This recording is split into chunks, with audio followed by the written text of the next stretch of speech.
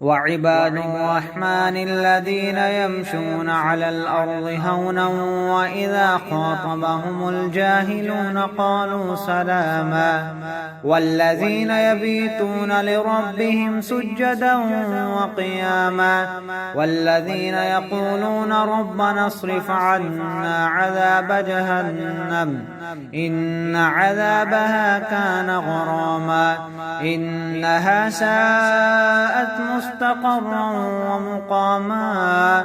والذين إذا أنفقوا لم يسرفوا ولم يقتروا وكان بين ذلك قواما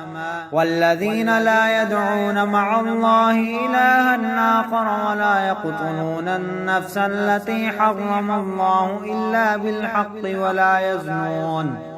ومن يفعل ذلك يلقى أثاما